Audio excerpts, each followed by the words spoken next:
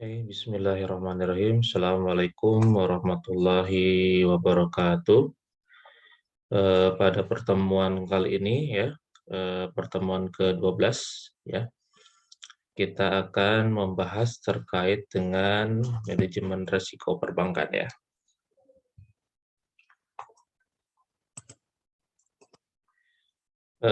Ada aturan-aturan ya di dalam manajemen risiko untuk beberapa aturan yang disepakati ya di dunia perbankan. Aturan pertama yang disepakati adalah Basel 1 ya. Basel 1 yang disepakati di Belgia ya, Basel itu, di mana disepakati ada dua resiko ya. Pertama adalah resiko kredit dan resiko pasar.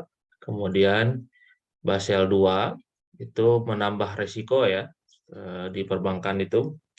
Selain pasar ada resiko operasional, resiko lainnya, yaitu bisnis, strategis, dan reputasi ya. Kemudian Bank Indonesia mengeluarkan peraturan di tahun 2019 ya, 2009 ya dan 2003 ya.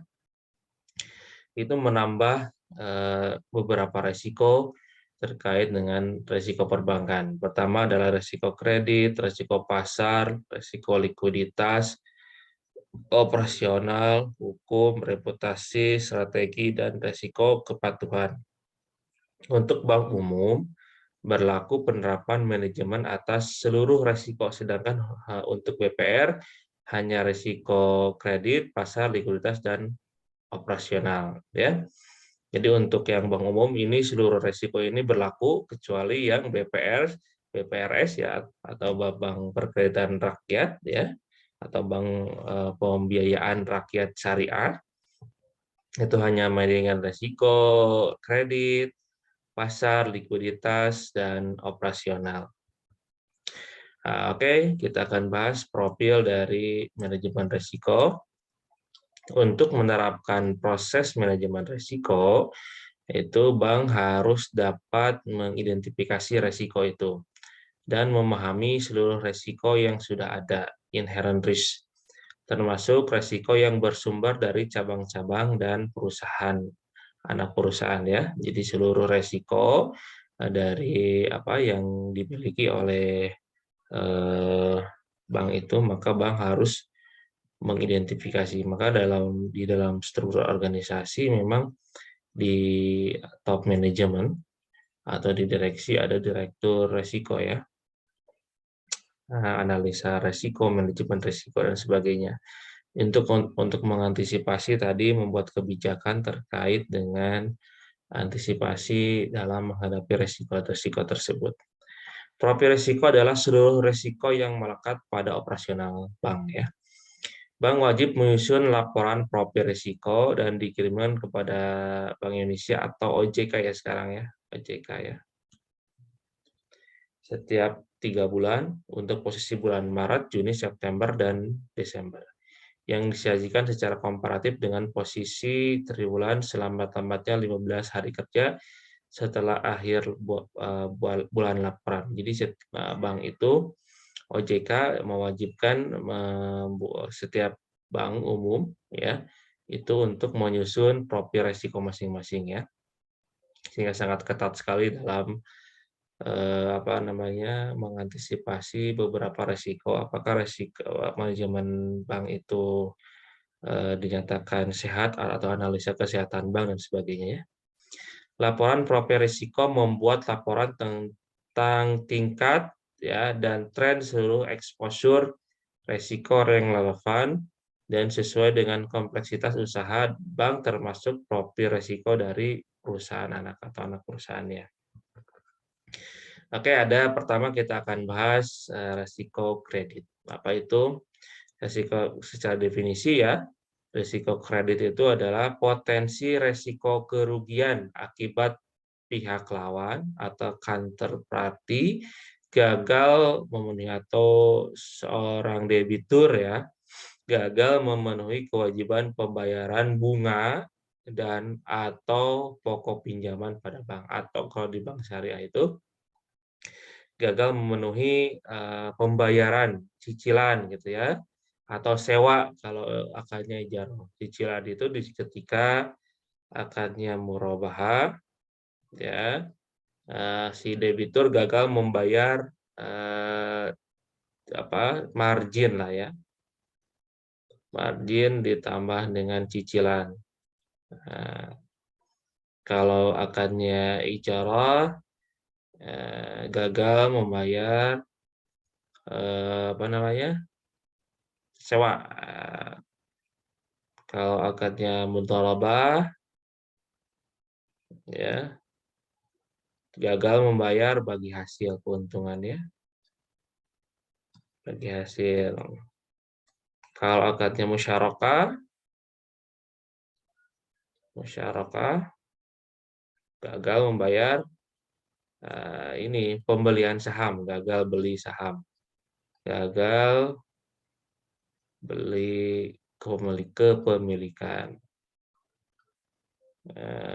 ya, ya gitu ya. Jadi resiko-resiko ini ya, resiko-resiko ini yang harus diantisipasi oleh perbankan. Bagaimana terjadi resiko kredit ini bersumber dari berbagai aktivitas fungsional bank seperti perkreditan atau pembiayaan ya di bank syariah. Apa itu pembiayaan? Penyediaan dana. Aktivitas treasury, treasury itu adalah penempatan dana pada bank lain atau penempatan dana pada instrumen investasi lain selain pembiayaan. Ya.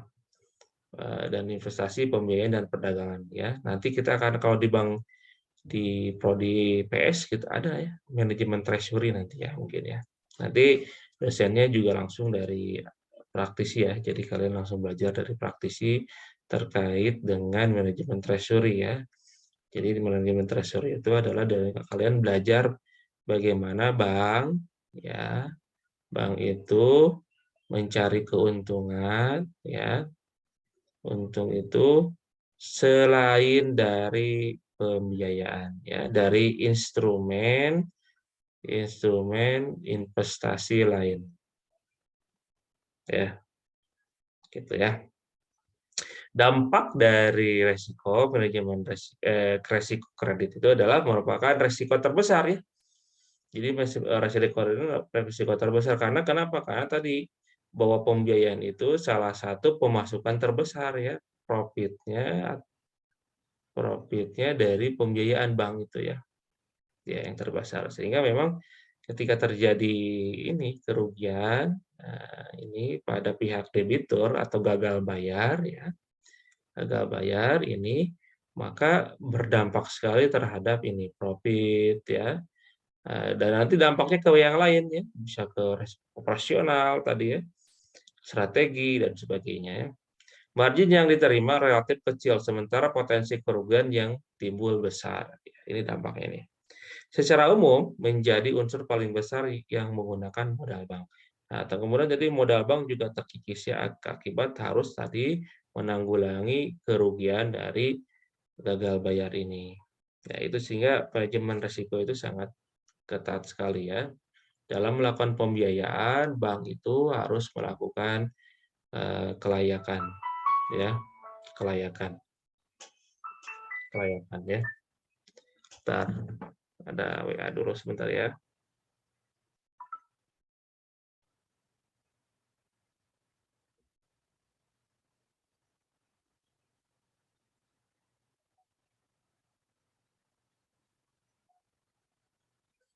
Oke. Contoh resiko kredit nih, dampaknya nih contoh ya. Ini pada bulan Maret 93, ini yang terjadi di Inggris. Barclays Bank di Inggris mengumumkan kerugian sebesar 244 pound sterling ya. Pound sterling ya, mata uang Inggris itu tahun buku tahun 92. Hal ini dikarenakan bank diharuskan membentuk provisi sebesar 2,5 M untuk kredit yang dikategorikan macet dan diragukan. Jadi hampir 2, M ya. Ya. Jadi kerugiannya mencapai 244 juta pound sterling. Kalau sekarang pound sterling itu berapa? Pound sterling itu kalau dirupiahkan 1 pounds 1 GBP ya, 1 pound sterling itu sama dengan sekitar ya kalau bisa dicek 19.000 ya. Ya kurang lebih 19.000 ya. Jadi kalikan aja berapa nih? Kalikan ini ya triliunan ya pasti puluhan triliun ya. Ya, ini karena dia harus membayar ya kredit macetnya mencapai 2,5 M yang dikalikan macet dan diragukan. Besarnya kerugian ini berawal dari jatuhnya harga properti di Inggris. Ya, jadi salah satu debitur ya salah satu debitur itu pertama properti kan rumah ya di sini ya. Nah, kebanyakan debitur itu di Inggris itu ini membeli rumah gitu ya. Sehingga tadi harga rumahnya jatuh gitu ya. Sehingga mengakibatkan kerugian kepada developer dan sebagainya ya. Dan menyebabkan mereka tidak bisa gagal bayar kredit ya. Karena adanya jatuhnya tadi ya harga properti, terutama rumah ya pada saat itu. Sehingga ruginya sangat besar sekali ya. Kalau di Indonesia sih belum ada ya, kecuali yang itu gagal bayar Bank Senturi tahun 2008 ya. Tapi 2008 itu kredit macet kemudian dijamin tuh oleh lembaga simpanan ya, lembaga LPS, lembaga penjamin simpanan. Tapi adanya ini kecurangan dari pemiliknya ya. Jadi itu bukan dikarenakan nasabah sebenarnya, tapi korupsi lah ya dari pemilik dari Bank Senturi-nya itu sendiri. Ya, jadi bukan karena faktor ekonomi eksternal ya, itu internal. Sehingga banyak nasabahnya yang terutama nasabah yang memiliki deposito di sana yang tidak bisa uang tidak kembali ya sampai sekarang. Kemudian risiko pasar. Apa definisi risiko pasar adalah risiko pada posisi neraca dan rekening administratif termasuk transaksi derivatif akibat perubahan secara keseluruhan dari kondisi pasar, termasuk risiko perubahan harga option. Ya, termasuk ini adalah karena harga termasuk di sini suku bunga ya. Suku bunga yang naik turun. Karena suku bunga ini mesti menjadi acuan ya termasuk untuk bank syariah. Jadi kalian tuh harus membuka mata gitu. Jadi margin, saudara-saudara sekalian, margin di bank syariah, ya di bank syariah ini, bank umum syariah atau BPRS di semuanya, ini masih mengacu kepada suku bunga, ya suku bunga. Gitu. Jadi suku bunga itu masih fluktuatif ya, fluktuatif. Nah ini menjadi resiko ya. Misalkan ketika di tengah itu suku bunganya 7%, makanya margin itu pasti di atas suku bunga untuk menghindari resiko itu. Ya. Tapi bisa jadi suku bunga itu ketika terjadi sistem ekonomi yang seperti sekarang yang tidak bisa dipredictable ya. Bisa jadi suku bunga itu melebihi margin yang ditetapkan suku bunga, itu kan bisa resikonya sangat dampaknya luar biasa gitu ya. Ya, jadi memang ini diakibatkan dari harga suku bunga ya secara keseluruhan ya, atau itu transaksi derivatif dan sebagainya. Bagaimana terjadi risiko pasarnya? Pertama timbul karena adanya pergerakan variabel pasar yang dapat merugikan portofolio bank ya. Jadi banyak sekali variabel bank, misalkan bukan hanya suku bunga ya, pertama inflasi juga ya. Kemudian yang kedua adalah kurs rupiah ya. Kemudian pertumbuhan ekonomi ya, itu mempengaruhi beberapa. Kalian bisa searching ya, bisa searching terkait jurnal penelitian ya terkait dengan risiko pasar. Apa sih variabel risiko pasar yang mempengaruhi profitabilitas dari bank? Ya, kalian bisa tuh searching, nanti bisa juga kalian melakukan penelitian untuk skripsinya gitu ya terkait ini. Kemudian variabel pasar itu tadi ya suku bunga, nilai tukar, harga saham, harga komoditi ya. Itu kan sangat fluktuatif sekali ya, sangat fluktuatif. Nah, timbul baik dari portofolio trading book nilai tukar dan suku bunga ya, maupun banking book atau nilai tukar dari perbankannya ya. Dampaknya dipengaruhi oleh 3 parameter, yaitu besarnya exposure, sensitivitas, dan volatilitas. Ya. Volatilitas itu tadi suku bunga ya, bukan suku bunga, jumlah uang yang beredar, volatilitas. Ya. Exposure adalah investasi ya, investasi instrumen investasi di luar pembiayaan tadi. Ya, tadi sensitivitas adalah risiko pasar tadi ya, trust dan sebagainya, trust masyarakat dan sebagainya ya.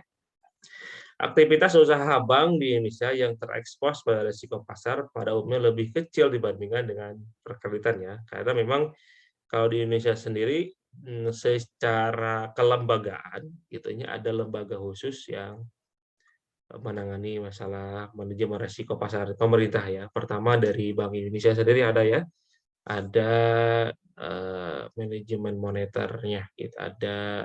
Jadi mereka sudah punya tim untuk menjaga agar stabilitas ekonomi ini bisa dapat terkendali gitu ya. Makanya ketika pandemi ini, misalkan pandemi lah ya, salah satu resiko yang dapat diminimalkan resikonya adalah salah satu perbankan ya.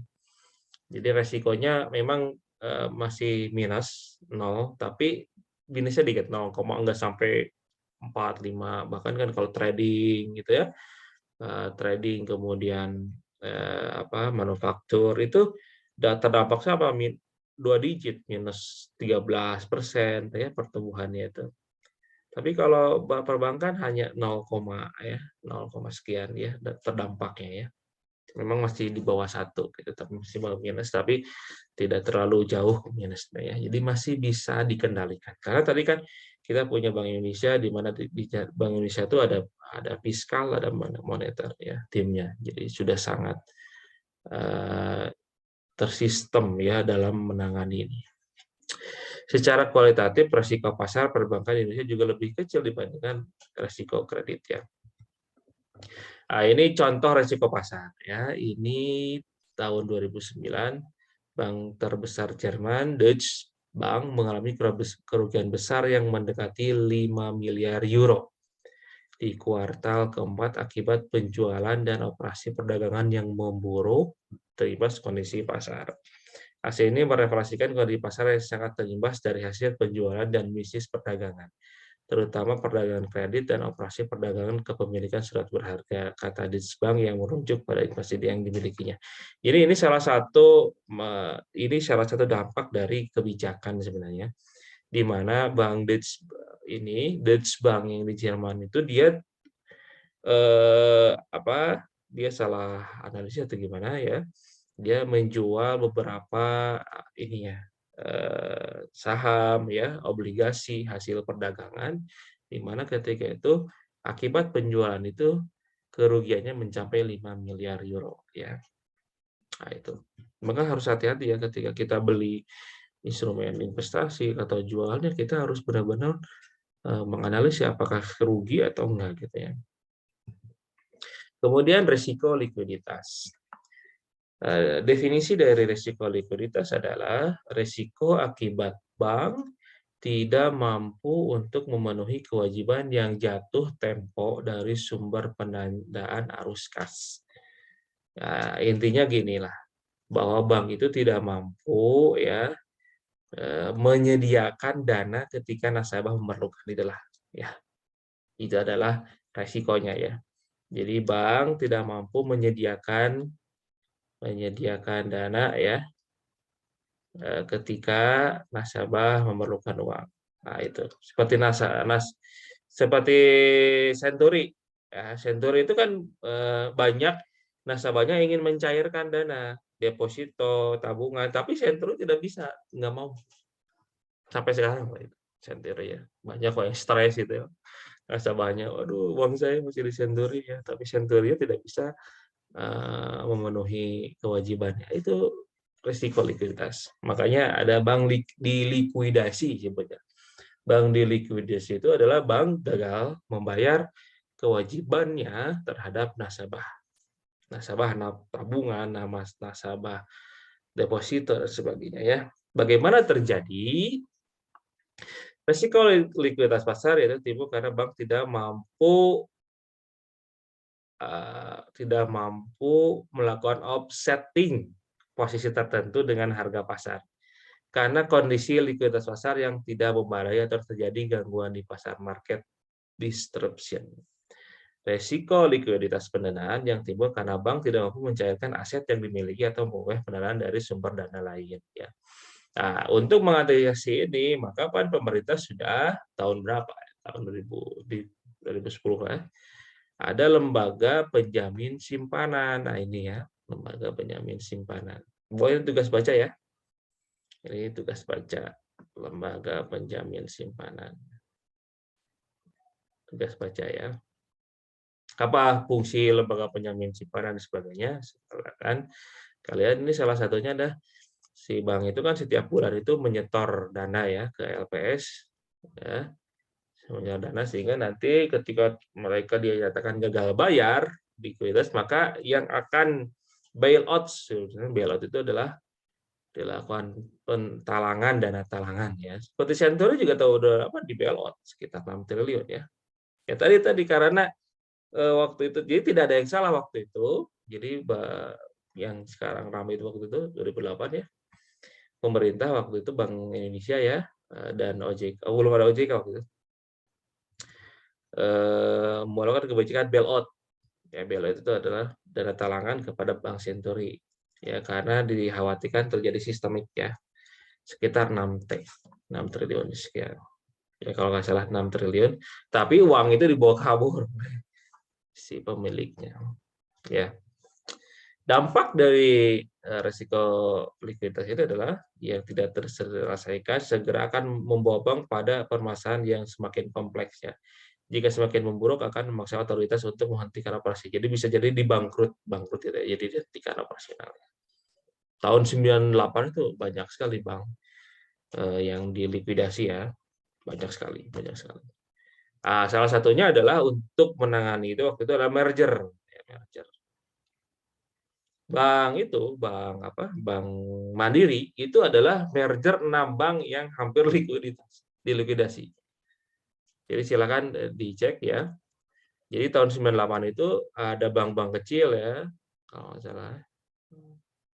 Bank-bank kecil yang dinyatakan mendekati gagal bayar, dilikuidasi oleh Bank Indonesia, dinyatakan dilikuidasi itu merger. Mereka itu semua merger dan membentuk yang namanya Bank Mandiri. 66 itu sehingga sekarang Mandiri kan menjadi bank terbesar. Salah satu bank terbesar di Indonesia ya. Salah satu. Contoh Reza ini Bank Century ya, salah satunya. Bank Century sebagai bank menengah kecil pada tahun 2008 mengalami selisih pendapatan bunga yang negatif karena sebagian besar aset bank berupa surat-surat berharga falas berkualitas rendah. Jadi mereka itu salah investasi ya di sana ya. Dan treasury trade berbunga. Jadi treasury itu sangat penting ya. Jadi kalau kita salah analisa bisa terjadi kerugian yang sangat besar ya. Akibat bank mengalami kesulitan likuiditas. Pada tanggal 13 November ya, karena munculnya masalah kesulitan likuiditas, bank tidak dapat mengikuti clearing karena keterlambatan penyetoran dana awal atau pre-fund untuk mengikuti persyaratan clearing. Pada tanggal 14 BI memutuskan untuk memberikan fasilitas pendanaan jangka pendek ya disebutnya FPJP kepada Bank Century karena terjadi penarikan dana masyarakat di bawah. Jadi karena adanya pemberitaan yang ini, jadi nasabah itu banyak yang narik uang ya. Mengingatkan FPJP yang diberikan BI harus terus ditambah pada bank tidak lagi memiliki kredit yang lancar untuk menjadi agunan. Ya. Jadi waktu itu Bank Indonesia terus memberikan dana karena Bank Century kehabisan dana ya. Kemudian Komite Stabilitas Sektor Keuangan mengadakan rapat dan memutuskan Bank Century adalah bank gagal yang berdampak sistemik dan mungkin diambil alih oleh LPS. Ya. Ini salah satu contoh resiko. Oh, bukan resiko operasional, salah ya. Ini salah judul. Ini salah judul ya. Ini adalah resiko. Nah, ini resiko likuiditas. Salah ya, tipe ya. Oke, lanjut.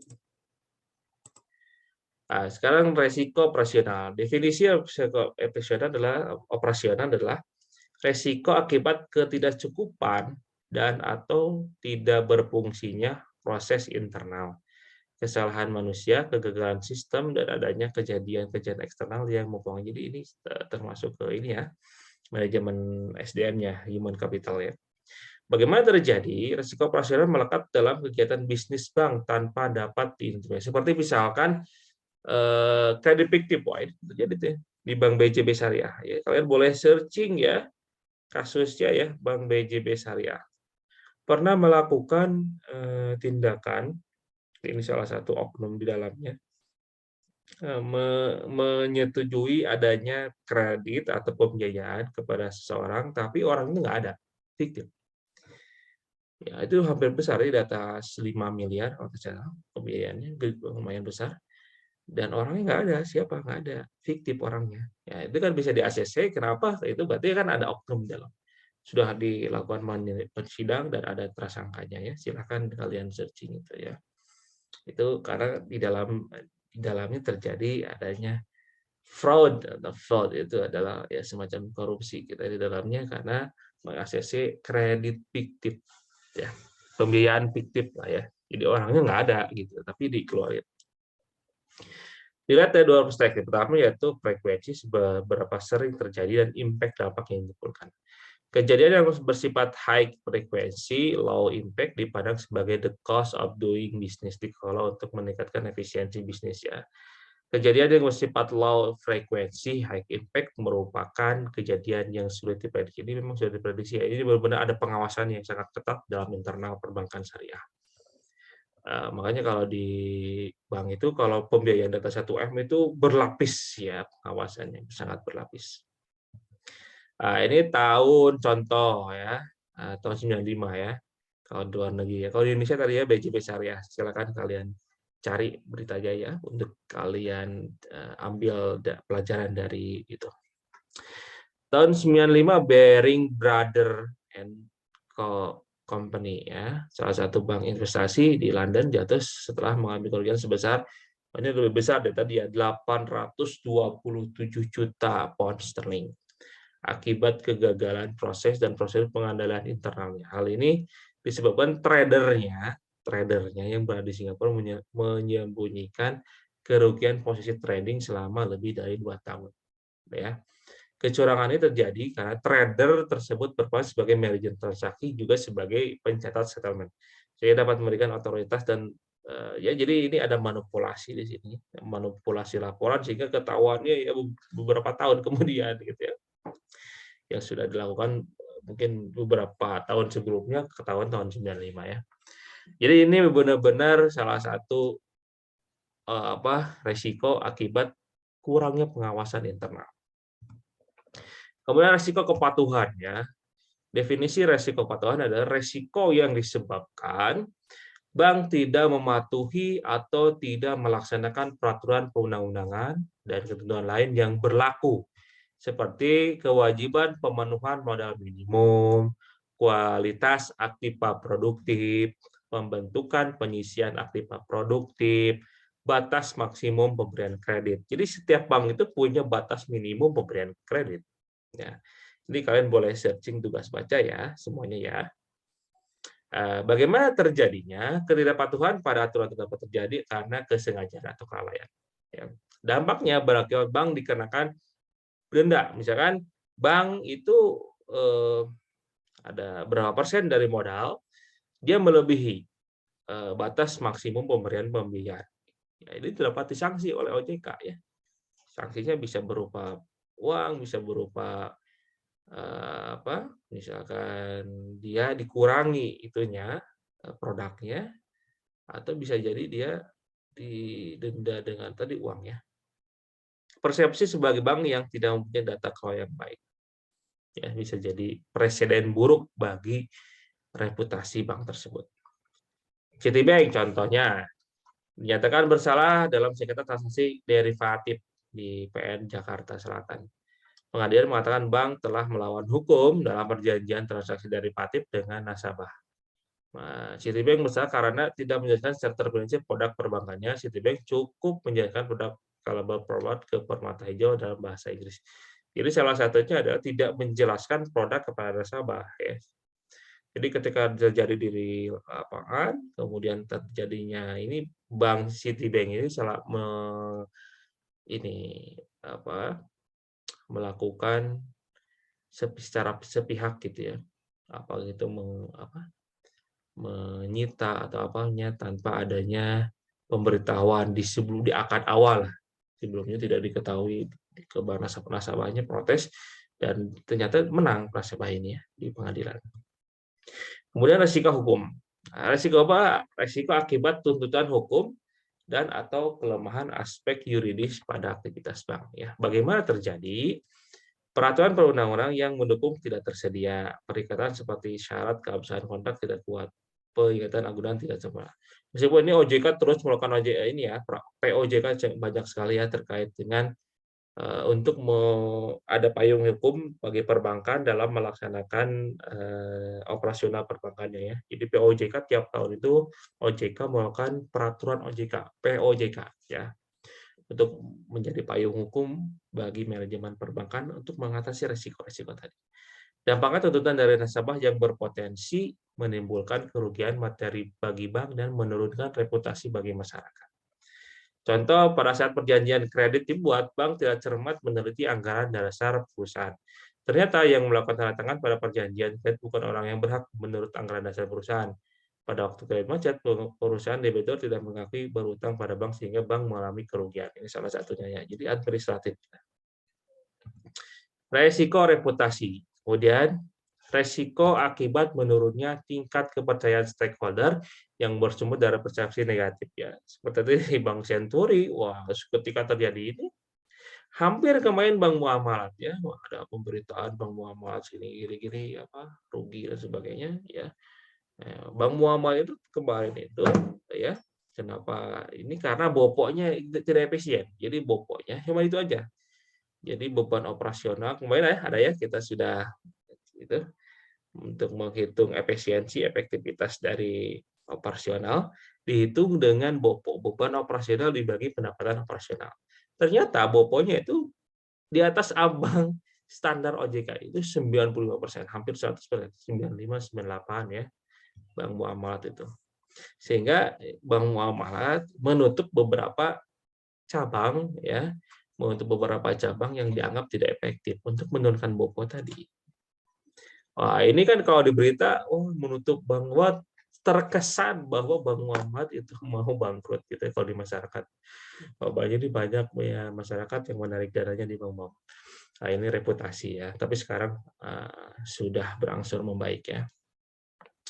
Berawal dari keluhan nasabah dan pelayanan bank yang kurang baik ya.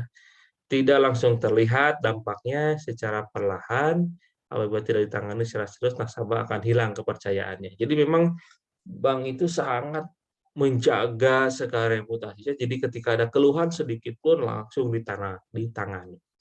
Atau kemarinlah seperti misalkan asuransi yang dimana ada artis ya kalau nggak salah, siapa sih lupa namanya, yang komplain di media sosial ya terkait dengan polis ya, di mana klaim polisnya hanya dibayarkan sedikit dari ajuan awal ya. Wah, dia keluar-keluar dari medsos, sehingga itu harus tertangani itu. Kalau enggak kan reputasi, apalagi di seorang artis gitu, public figure langsung tersebar luas ya. Dan itu menyebabkan perusahaan asuransinya kan reputasinya jelek ya. Gitu. Contoh reputasi adalah media pernah mewartakan ada 9,1 juta pengguna kartu kredit atau 2,2 juta data nasabah telah disadap. Wah, ini benar ya, telah disadap. hampir 7.000 kartu kredit ya dari semua bank, Citibank, BCA, Bank Mandiri, BRI. Sehingga pada saat ini kalian harus tahu pengguna kartu kredit di Indonesia terus merosot ya, terus merosot karena ketidakpercayaan masyarakat untuk menggunakan kartu kredit tadi ya. Karena kartu kredit itu atau sekarang itu ada kejahatan skimming ya. Jadi di mesin kredit itu kita bayar kalau ke mana ke mall itu masih ada skimmingnya yang bisa membaca PIN, cepat skimming kejahatan sehingga nanti bisa dihack gitu dan tiba-tiba kita ada tagihan ke rumah berapa padahal kita tidak belanja gitu ya. Itu ya banyak sekali kejadian seperti itu ya. Total kerugiannya ya di tahun 2020 mencapai 40 sampai 60 miliar. Kemudian resiko strategi yaitu resiko akibat ketidaktepatan dalam pengambilan keputusan oleh top manajemen. Bagaimana terjadi? Setiap akhir tahun, bank menentukan strategi untuk periode mendatang. Dalam menentukan strategi, terdapat resiko strategi tidak tepat sehingga bank mengalami kerugian. Keuntungan yang diharapkan tidak tercapai secara optimal. Dampaknya menghambat upaya bank untuk tumbuh dan bersaing. Menurunkan pangsa pasar baik dana maupun kredit. Upaya bank untuk tumbuh menjadi semakin sulit. Ini contohnya Lehman Brothers. Nah, ini baru-baru dari 2008. Yang merupakan bank investasi di Amerika. Pada akhirnya menyusul kerugian ini pada triwulan 2 itu hampir 2,26 triliun yang terjadi pada triwulan kedua. Dengan menerapkan strategi memusatkan aset yang dengan terlalu banyak konsentrasi pada portofolio subprime mortgage. Jadi mereka itu ya strategi jadi portofolio mereka itu membeli subprime mortgage itu kalau nggak salah ya itu adalah kalau sekarang itu seperti kredit through KPR yang subsidi. Ya, jadi si Lehman Brothers ini beli rumah-rumah subsidi ya. Ternyata itu yang menyebabkan kerugian. Ya tadi ya. Jadi properti di Amerika itu anjlok turun tadi ya sama dengan sebelumnya. Subprime mortgage. Kalian boleh searching juga ya di sini ya. Apa sih subprime mortgage itu? Nah, ini si Lehman Brothers bangkrut. Padahal sebelumnya Lehman Brothers itu salah satu perusahaan investasi ternama, Lehman Brothers di Amerika ya. Itu pilot bangkrut 2008 ya. Silakan nih untuk lebih jauhnya kalian boleh searching ya. Itu aja ya materi hari ini. Nanti ini kan kelas A ya, hari Senin, hari Rabu, hari Sabtu. Hari Sabtu insya Allah kita akan bimbingan PKM terus ya. Untuk hari Senin nanti siang insya Allah, Rabu, Sabtu boleh ikut ya Senin ya. Yang Sabtu, Senin sekarang. Tanggal berapa? Tanggal 13 Senin boleh bimbingan. Dan nanti akan ada setiap minggu hari Kamis, setiap Kamis. Minggu depan juga ada Rabu, Kamis, dan setiap minggu depan 3 minggu terakhir ini kita akan ada coaching klinik PKM. Nanti sekalian lihat saya sudah share di WhatsApp grup jadwal coaching kliniknya. Jadi minggu ini tuh kalau tidak salah AI dan riset. Jadi kalian harus ikut itu ya dan itu jadi penilaian untuk salah satunya sertifikatnya. Sertifikatnya jadi penilaian. Jadi kalian harus ikut dan kalian sampaikan nanti ada coachingnya. Siapa dosen-dosen dari sini bukan saya. Apakah ini layak atau tidak untuk jadi seleksi. Nanti kalian boleh tuh catat apa kekurangannya nanti. Dan pengumpulannya diundur. Kemarin kan tanggal 20 Desember ya. Untuk PKM tanggal 14 Januari setelah UAS. Jadi UAS yang ngumpulin itu. Ya. Dan nanti kelompoknya aja yang mengumpul ya. Ketua kelompoknya tidak usah semua, ketua kelompoknya saja yang mengumpulkan. Kalau yang PKM. Kemudian kalau yang tugasnya publikasi itu harus disertai dengan bukti submit ya, bukti submit dan harus bimbingan dengan saya. Jadi kalau tanpa bimbingan dengan saya tiba-tiba ada bukti mas saya juga tidak akan merespon itu. Jadi harus bimbingan dengan saya. Oke, terima kasih atas waktunya. Assalamualaikum warahmatullahi wabarakatuh.